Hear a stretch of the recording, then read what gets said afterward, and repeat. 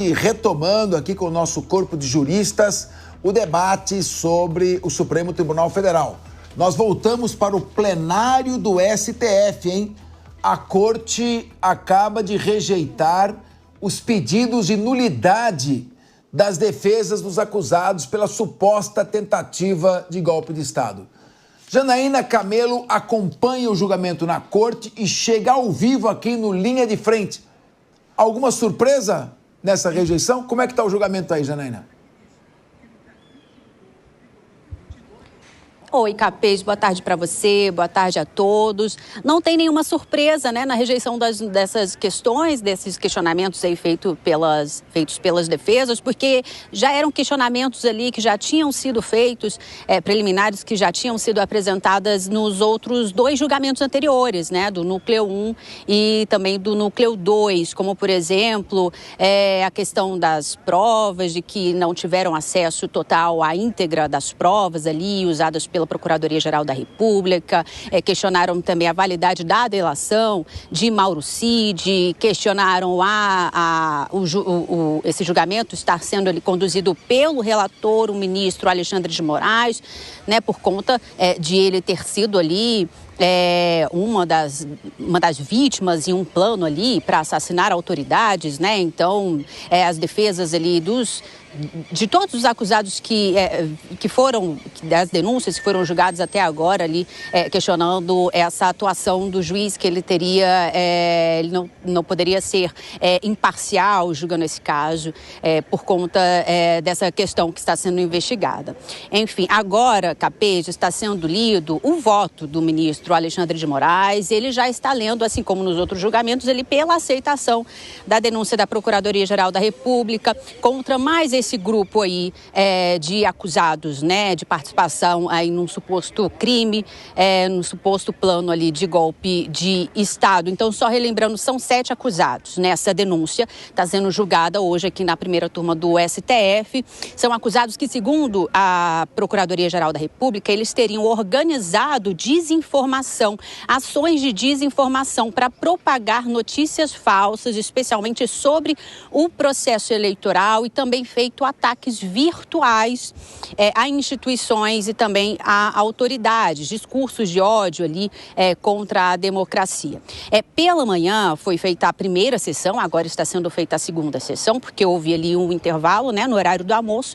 Então, na primeira sessão, foram apresentadas ali as defesas, né, as manifestações orais dos advogados representando esses 7 acusados. Dos 7 acusados, inclusive, 5 são militares do Exército, 1 é policial federal. E aí, além dessas defesas, também foi lido o relatório do ministro Alexandre de Moraes, e também quem falou foi a subprocuradora-geral da República, Cláudia Sampaio. Ela está representando aqui a Procuradoria-Geral da República. Nesse julgamento, pela manhã não esteve presente o procurador-geral da República, Paulo Gonet. Então, foi ela quem falou ali, representando o Ministério Público, e ela disse o que ela disse aí sobre esses 7 acusados, que eles sim, esse grupo, que é o chamado Núcleo 4 aí, o núcleo da desinformação, integrou sim uma organização criminosa para tentar manter o ex-presidente Jair Bolsonaro no poder. A gente separou um trechinho do que a subprocuradora disse mais cedo, Capês, e a gente vai ouvir agora. Como integrantes da organização, todos agiram em comunhão de esforços com os integrantes dos núcleos 1, 2 e 3 para a consecução do objetivo comum, que era o de, mediante violência e grave ameaça, manter-se no poder. Impedir o regular funcionamento dos poderes da República e depor o governo legitimamente eleito. Utilização da estrutura da ABIN como uma central de contra-inteligência do grupo criminoso na execução do plano maior de ruptura da ordem democrática para a permanência do então presidente da República, Jair Bolsonaro, no poder. Pois é, Capês. Inclusive, mais cedo, nessa sessão também, houve um destaque ali durante o julgamento. Durante o voto das nulidades, o ministro Luiz Fux, ele pediu a palavra quando os ministros foram votar a questão da suspeição do ministro Alexandre de Moraes. O ministro Luiz Fux deixou claro ali que ele não tem nenhuma divergência com o ministro Alexandre de Moraes, porque tanto nesse julgamento de hoje como nos anteriores, o ministro Luiz Fux, ele foi voto vencido nessa questão da suspeição, não da suspensão, desculpe, mas na questão ali de levar esse caso para o plenário dos 11 ministros, né? E não aqui no plenário dos 5, porque a primeira turma, assim como a segunda turma, são compostas ali por 5 ministros, né? Então, o ministro Luiz Fux, ele entende que, por conta da repercussão desse caso, isso deveria, sim, ser julgado no plenário dos 11 ministros. Ele pediu a palavra para dizer que ele não tem nenhuma divergência com o ministro Alexandre de Moraes, que pensa diferente neste caso dele. Inclusive, ele disse que é por isso que existe um colegiado para se debater ideias diferentes ali e entrar em um consenso comum. Bom, agora então está sendo lido o voto do ministro Alexandre de Moraes e logo depois do voto dele, os outros 4 ministros votam. Capês, se esse julgamento não for concluído hoje ainda, está reservado uma terceira sessão que vai acontecer amanhã pela manhã, mas a expectativa no andar aí da carruagem, no que foi hoje durante esse julgamento, é que até o meio da tarde ali, até o final da tarde, no máximo até umas 5 horas, esse julgamento seja, sim, concluído. Capês? Muito obrigado, mais uma vez, Janaína Camelo, trazendo as últimas informações direto de Brasília. Professor Adib Saad, o que impressiona é o seguinte, todos são, a denúncia recebida com relação a todos, praticamente não há divergência, o ministro Fux abriu uma divergência, mas praticamente as unidades são sempre rejeitadas. Isso acontecia também na Lava Jato. No grupo da Lava Jato do Paraná, do Ministério Público Federal, com o juiz Sérgio Moro. Era tudo decidido, já sabia mais ou menos o que ia acontecer. Como é que fica você, como advogado, os advogados, a defesa, como é que fica Sua Excelência, a defesa, num caso como esse, em que praticamente já se sabe qual vai ser o desfecho? E queria que você abordasse também, eu teve um artigo, pedi para a produção colocar aí na tela para nós, sobre a delação do Mauro Cid. Praticamente é uma prisão para delatar. Queria que você analisasse todos esses aspectos aqui e, coitado da defesa dos acusados, está tentando mostrar que a denúncia não descreveu os fatos adequadamente. Bom, alguns fatos que foram levantados pelas defesas, não só hoje, mas também nos outros núcleos, preocupam bastante. Alguns deles, acho que o principal deles é o não acesso à integridade, à totalidade das provas. Preocupa demais por quê? Porque dentro de uma seleção de provas que pode ter levado 2 anos e meio, em que você passa ouvindo áudios, que você passa reunindo conversas de WhatsApp, e-mails, dados em computadores, quando você pinça determinadas conversas ou determinados pontos específicos, você acaba podendo montar uma teoria ou montar uma ideia acusatória que não diz respeito ou não condiga exatamente com a verdade que você poderia extrair com a prova toda à disposição da defesa. Isso é muito complicado e várias defesas têm reiterado isso da tribuna. Estão dizendo que não tem acesso total, em alguns momentos há contradita, dizendo que houve o acesso, diz, olha, a prova é incompleta, não tenho acesso, não consegui acesso a todos os elementos de prova, e isso prejudica sobremaneira o próprio exercício do direito de defesa. Os advogados se veem, na realidade, impedidos de dar àqueles fatos a explicação necessária e até mesmo de poder conversar com o seu cliente e entender em que sentido ou em que momento, em que contexto aquela frase foi dita ou escrita através de um aplicativo que está no celular ou no computador. Isso é preocupante. Um segundo fato preocupante é que todos aqueles que conhecem e aqueles que não conhecem o processo e o conjunto probatório, meu caro Capês, já tenham por antecipação o resultado da acusação. Se todo mundo já sabe, sem saber qual é o conteúdo acusatório, sem saber qual é o valor das provas, sem saber qual é a prova que será colhida, se todo mundo já sabe qual é o resultado, há algo estranho nesse tipo de julgamento, naquilo que nós pretendemos chamar de Estado democrático de direito. Para a defesa, isso é absolutamente frustrante. Para aqueles que estudam o direito, isso é uma decepção. Porque o que nós esperamos, no mínimo, é que as teses possam ser cotejadas diante das provas e que a verdade surja para uma decisão justa. Muito bem. Doutora Priscila Silveira, vamos voltar para o tema da lacração. Então, você lacra uma pessoa, o médico vai atender uma paciente, a paciente sai dizendo que ele abusou dela e não é o caso, mas enfim, tem uma lacração, estuprador. É difícil fazer defesa de uma pessoa dessas. A mulher diz que foi o homem, alega que sofreu algum tipo de violência doméstica, lacração. Então, a concentração sobre as provas dos autos, o direito de defesa, que é importante para apurar a verdade e fazer justiça, fica prejudicado. Como é que você vê a questão do lacre neles? Atentou contra a democracia. Eu vou defender a democracia em nome dela, não preciso analisar as provas, nem ter uma denúncia que descreva os fatos adequadamente. Até que ponto esse carimbo, a defesa da democracia, está servindo como pretexto para tudo? Eu vejo com muita preocupação, Capês, principalmente com tanto cerceamento dentro desse processo que a gente tem notícia, né?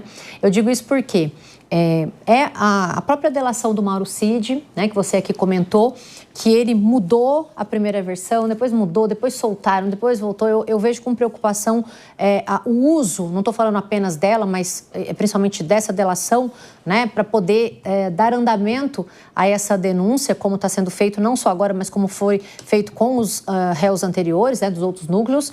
Também vejo uma preocupação, porque aqui se fala de suspeição, mas na verdade não é uma suspeição, é um impedimento. Por quê? Porque o Código de Processo Penal, quando a pessoa é parte, faz parte do processo, o Estado não tem dúvida, porque a suspeição o Estado tem dúvida se haveria ali a parcialidade. Quando um juiz vai julgar ele sendo vítima, o nosso Código de Processo Penal, lá no artigo 252, fala que ele nem pode, ele está impedido. Então eu vejo com uma segunda preocupação, até eu tenho várias preocupações. A outra é a questão da legalidade das provas, que você bem colocou aqui, que a Procuradoria-Geral deu um pedaço das provas, mas não deu a totalidade, então a defesa não teve acesso, né, como um todo. Eu acho que isso também é importante. E também basear, aqui, como disse o Ivan, numa outra situação, numa questão apócrifa, né? Sem colocar especificamente essa minuta, que seria a minuta da tentativa de golpe. Então, quando a gente fala da inépcia da inicial, aqui não é para o lado A e para o lado B. O Código de Processo Penal deve ser aplicado a todos, indistintamente. Não é uma pauta de direita e de esquerda. Porque se eu permito, tá, independentemente da minha concepção política, que uma violação processual gritante aconteça com um réu que não é meu, no caso, eu também estou permitindo essa injustiça que se estenda com os réus que eventualmente não estejam ali. Então, não é uma brincadeira isso. Quando um pedido feito pela defesa, boa defesa que tem lá os advogados, eles não estão ali para brincar, para colocar encalços nessa questão de inépcia inicial à toa. Então, eles deveriam realmente analisar essa questão que antecede o mérito processual e não simplesmente fazer como aqui a gente já falava há pouco. Não, isso aqui, essas nulidades que foram arguidas não serão nem analisadas. A gente tinha falado isso há pouco, né? Antes delas serem rejeitadas. E ainda você me questionou. Não parece uma sensação de injustiça dizer que já se espera que essas nulidades não sejam acolhidas? E a sensação que a gente tem, né, enquanto profissional, enquanto dentro de um Estado democrático de direito, enquanto população, é preocupante, violando a democracia que tanto é pregada, né, por todos, em especial pelo Supremo Tribunal Federal. Professor Ivan Carlos, eu queria colocar o texto. Eu escrevi um artigo ano passado, escrevi vários no site Consultor Jurídico. Essa é uma análise científica. E olha, isso aqui foi em fevereiro desse ano. Delação de Mauro Cid é nula. O que é voluntariedade? É liberdade, vontade, desejo de falar, espontaneidade, quase isso. Então, olha só, o professor Ivan, o Mauro Cid apresentou 11 versões diferentes, 11. A prisão dele foi decretada no dia 28 de abril de 2023, 28 de abril, sem que houvesse ali qualquer motivo justificável do ponto de vista do Código de Processo Penal. Ele fica preso dia 28 de abril, sem culpa formada, e aí, no dia 19 de agosto, ele é proibido de ver o pai. No dia 23 de agosto, ele é proibido de ver a esposa. Aí, então, no dia 6 de setembro, ele resolve dizer que vai fazer uma delação. Isso com o pessoal, você vai pegar tantos anos, vai acabar a tua vida. E aí, no dia que ele faz a delação, e no dia 9 de setembro, milagrosamente, os motivos para a prisão preventiva desaparecem. Eu sou do tempo que a pessoa ficava presa 81 dias do flagrante até o final do processo. Agora o sujeito fica preso de abril até setembro sem que sequer exista denúncia e faz 11 versões diferentes. E isso vale como prova? Eu queria ouvir a sua análise, porque a lei da delação diz que a delação não é suficiente para sequer ser recebida a denúncia.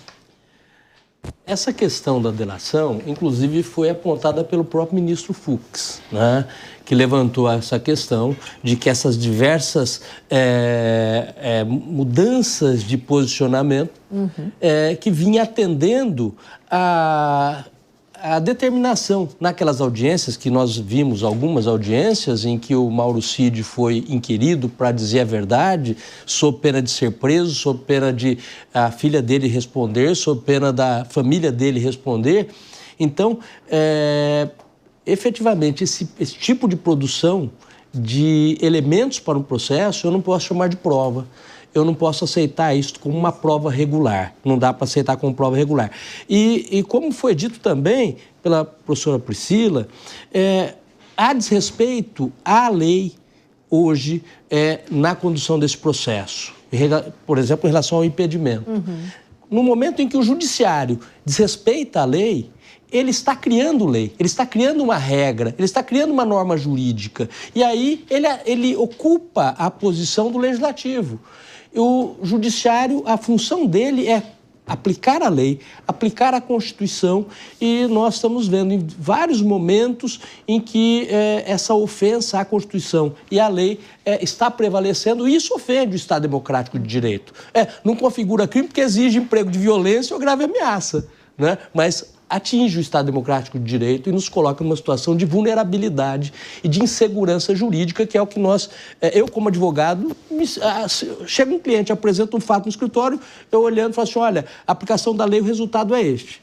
O resultado será este? Eu não posso assegurar, porque não há segurança jurídica hoje. Na medida em que os tribunais superiores passam a desrespeitar a lei e a Constituição, como foi dito também aqui já hoje, isto serve de exemplos para as instâncias inferiores, o que gera muita preocupação para todos nós, eu acredito. Agora, meu querido Sergei Cobra, é inegável que foi criada, um pouco por culpa dele também, uma situação de animosidade indiscutível entre o ex-presidente Jair Bolsonaro e o Supremo Tribunal Federal. Ele fez vários ataques, enfim, houve uma situação de polarização.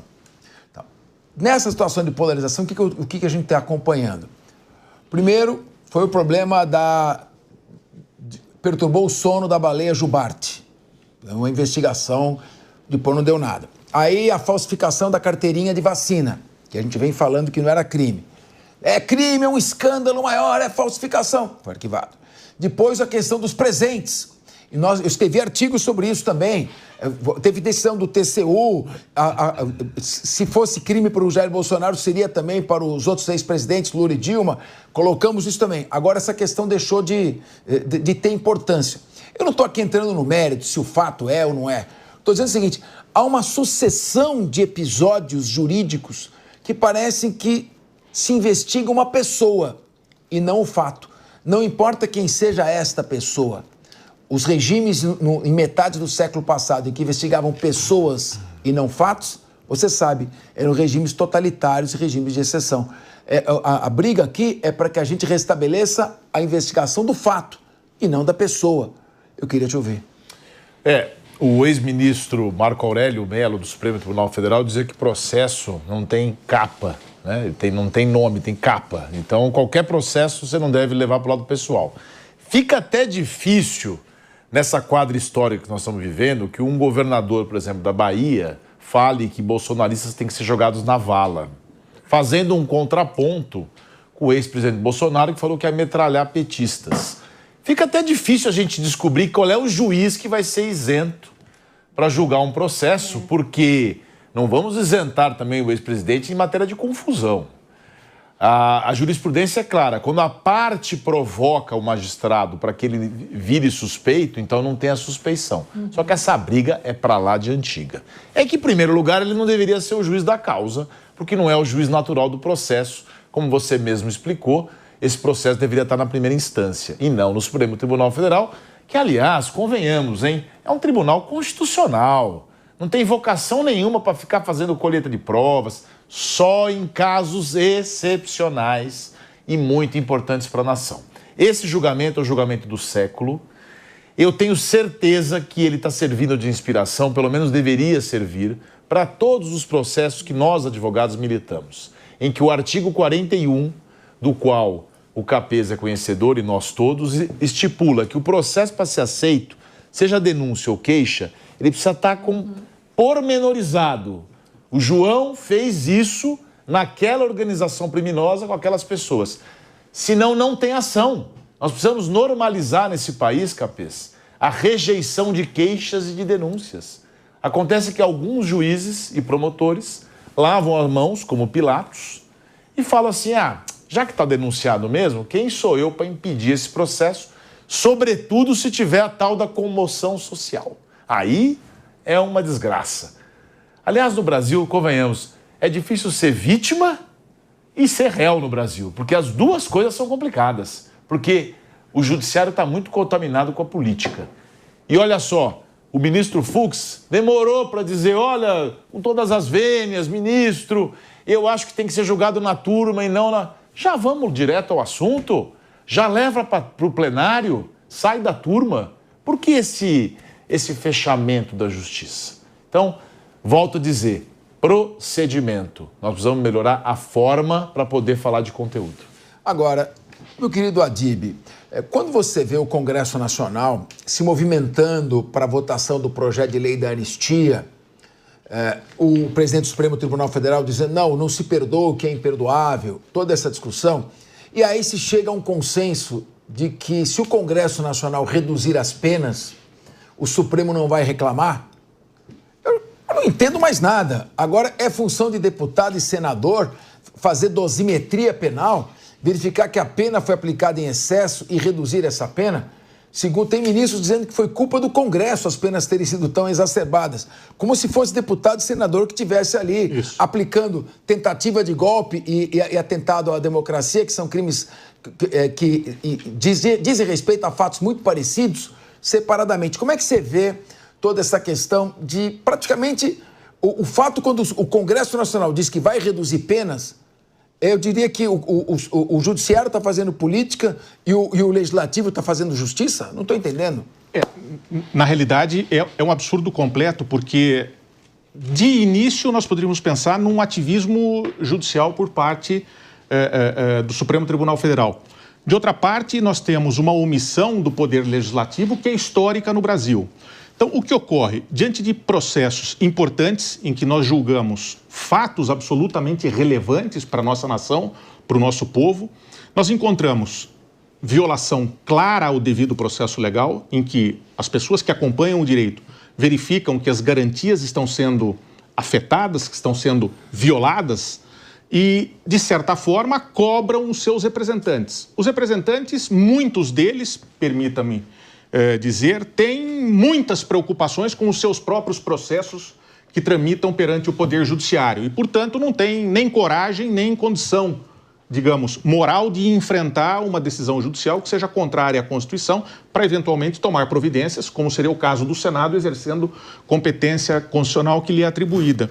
O que nós temos, então? Temos um Supremo Tribunal Federal que, algumas vezes, chama para si, sem nenhuma legitimação democrática, o direito de legislar, usurpando função do Congresso Nacional e, de certa forma, nós temos o Congresso Nacional que, ao invés de dizer aquilo que o povo quer, ou se omite ou fica subserviente aos outros poderes, mitigando aquilo que seria a verdadeira vontade do povo.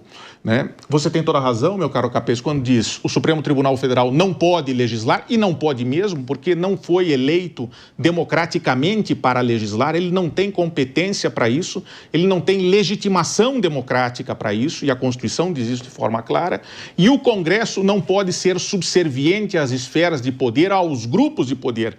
Ele tem que legislar de acordo com a vontade da maioria da população, porque é lá que as parcelas da população, maiorias e minorias, são representadas. E é de lá que deve surgir a vontade do povo, formada, consubstanciada na forma de lei. Então, o Congresso resolver diminuir sanção é fazer um puxadinho para resolver o problema. O Supremo jogar a culpa no Congresso é querer dizer para a população que ele, Congresso, ele Supremo, não tem culpa nenhuma em relação à dosimetria da pena.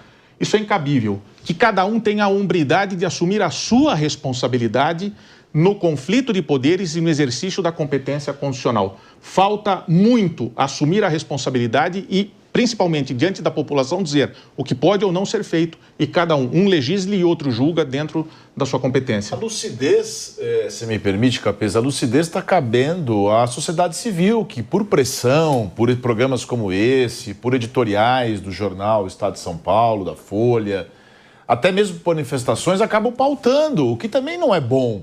Por que o projeto da anistia está sendo colocado? Porque está uma pressão para poder mudar as penas do Poder Judiciário. Só que aqui e acolá, com essa pressão da sociedade, legítima, não como levante, não como algo agressivo, a gente consegue diminuir a pena da mulher do batom, colocar uma pena mais adequada.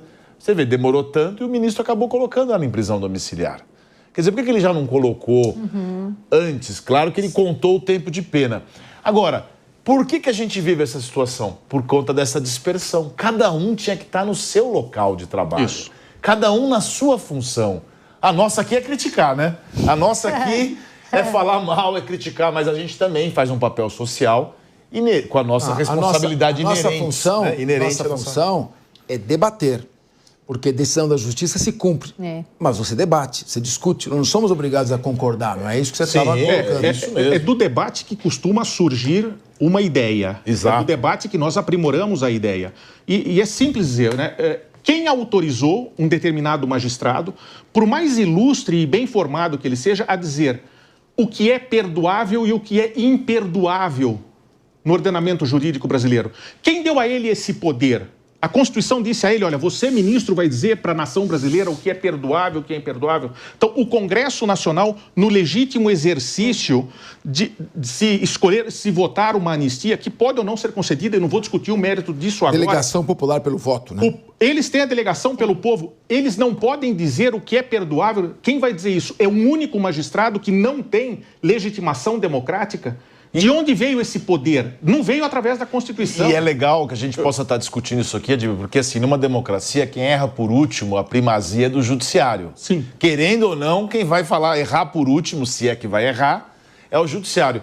Numa circunstância como essa, o judiciário tem um papel enorme de responsabilidade. Com um detalhe. Porque se você permite a anistia... Se houver uma ofensa grave à Constituição, o Senado pode fazer a revisão. Tudo bem, mas veja bem, se a anistia é aprovada, aí o Supremo vem e fala, não poderia ter feito. Olha a responsabilidade que o judiciário tem. Tem o direito de errar por último, mas cuidado, porque se você errar muito, você leva a democracia para um lugar muito complicado. E, gente, para de falar mal do judiciário, de distinguir. Esse é o melhor sistema que nós temos. Judiciário, executivo e legislativo. Se inventarem outros através de ideias, vocês venham contar para nós. Para de ficar falando em fechamento, em situações radicais, que isso não constrói nada. Deixa eu ouvir o Ivan, professor Ivan. O melhor que existe, né, se cada um ficasse na sua posição. Se cada um jogasse de acordo com as regras estabelecidas. Se o judiciário não criasse crimes, como nós temos visto, até situações que depois o próprio legislativo foi lá e criou o crime. É uma situação super polêmica, só para colocar, aquela situação com aquela senhora que praticou uma ofensa racial em relação a uma moça no posto de gasolina e que depois, quando era momento para que ela tinha direito lá à prescrição, e o Supremo Tribunal Federal disse não, essa injúria racial é crime de racismo.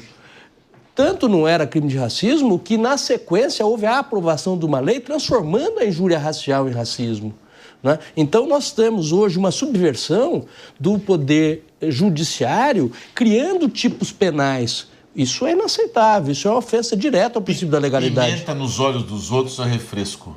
Lembra desse ditado popular? Quando é o outro que está sendo acusado, seu inimigo, aí é bom. Quando é com você, você quer ter os direitos.